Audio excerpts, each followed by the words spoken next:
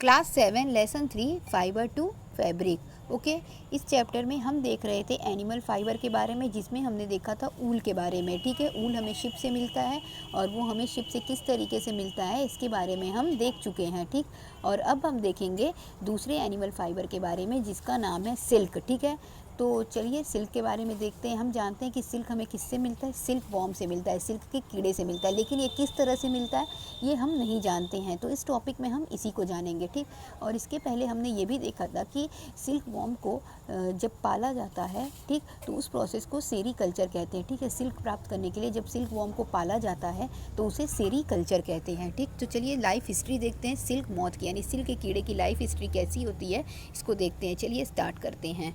ठीक है, तो देखिए क्या दिया हुआ है। The female silk moth lays egg from which hatch larvae which are called caterpillar or silk worm. जो फीमेल सिल्क मॉथ होती हैं, मतलब जो फीमेल सिल्क के कीड़े होती हैं, ठीक है, वो क्या करती हैं, अंडे देती हैं। इस अंडे में से लार्वे निकलते हैं जिसे कहा जाता है कैटरपिलर या फिर सिल्क वॉर्म कहा जाता है। They grow in size and when the caterpillar is ready to enter the next stage of its life history called pupa. और जब ये कैटरपिलर ग्रो कर रहा होता है, बड़ा हो रहा होता है और अपनी लाइफ हिस्ट्री के दूसरे स्टेज में पहुंचने वाला होता है तो उसे प्यूपा कहा जाता है। It first weaves a net to hold itself. सबसे पहले वो क्या करता है, अपने चारों तरफ एक नेट बुनता है, जाली बुनता है, ठीक, अपने आप को होल्ड करने के लिए, उसमें टिकाने के लिए। Then it swings its head from side to side in the form of figure of number 8। उसके बाद क्या करता है, सबसे पहले वो नेट बुनता है, उसके बाद से क्या करता है, वो अपने सिर को नंबर 8 की तरह मूव कराता है। जैसे ये नंबर 8 है ना, तो इस तरह से क्या करेगा, वो अपने हेड को, अपने सिर को मूव कराएगा। ठीक है, उसके बाद देखिए, तो इस तरह से नंबर 8 के शेप में वह अपने हेड को मूव कराता है। During this movement of head the caterpillar secretes fibre made of a protein which harden on exposure to air and become silk fibre. जब ये नंबर 8 के शेप में अपने हेड को हिला रहा होता है तो उस समय क्या होता है कि उस समय जब ये हिला रहा होता है तो उस समय उसमें से एक प्रोटीन रिलीज़ हो रहा होता है। ठीक है, और जब ये प्रोटीन एयर के संपर्क में आता है तो ये कठोर हो जाता है, हार्ड हो जाता है और यही सिल्क का फाइबर बन के तैयार हो रहा होता है। Soon the caterpillar completely covers itself by silk fibre and turns into pupa.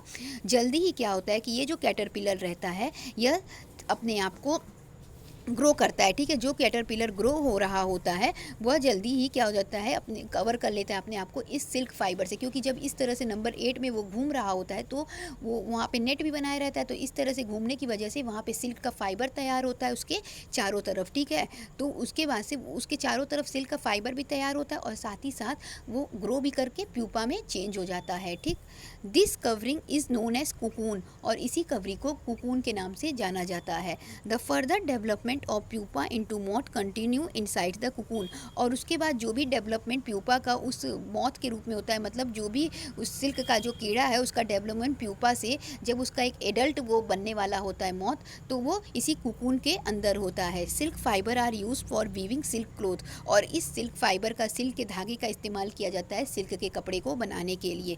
Can you imagine that the soft silk yarn is an strong as comparable to thread of steel. क्या आप इस चीज़ को इमेजिन कर सकते हैं, सोच सकते हैं कि जो सिल्क का धागा होता है वह स्टील का जो थ्रेड होगा, ठीक है, अगर स्टील का धागा बनाया जाए तो उसके कंपेयर में उतना मजबूत होता है। ठीक है, तो आपने देखा किस तरह से सिल्क का फाइबर मिल रहा है।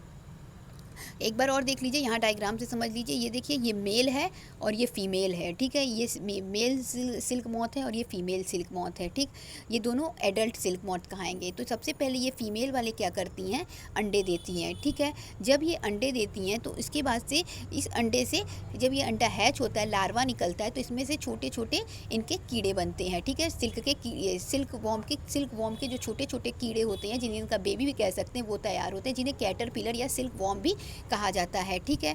उसके बाद से क्या होता है, ये इसके बाद से ये देखिए ये वाले स्टेप में क्या होता है कि ये चारों तरफ अपने एक नेट बुनने लगता है, ठीक। जब ये ग्रो कर रहा होता है तो ये अपने चारों तरफ नेट बुनने लगता है, ठीक है। उस समय क्या करता है, अपने हेड को नंबर 8 के शेप में मूव करता है। जब नंबर 8 के शेप में मूव करता है तो उसी समय क्या होता है कि इनके चारों तरफ एक फाइबर तैयार होता है और वही फाइबर सिल्क का फाइबर होता है, ठीक है। उस जब ये धीरे धीरे तैयार होता है, देखिए इस तरीके से ये इसके अंदर क्या हो जाता है, पूरा छिप जाता है, ठीक। ये अपने चारों तरफ उसको बुन लेता है, इसी को कुकून कहते हैं, ठीक। इसके बाद इसी कुकून के अंदर इस इंसेक्ट का डेवलपमेंट होता है और बाद में डेवलपमेंट होने के बाद से फिर ये क्या होता है, इस तरह से एडल्ट में चेंज हो जाता है, ठीक। तो इस तरीके से हमने इसकी लाइफ हिस्ट्री को देख लिया और बाकी इसके बाद और है जिसे हम अपने नेक्स्ट वीडियो में कवर करेंगे। आज के लिए बस इतना ही। Thank you so much.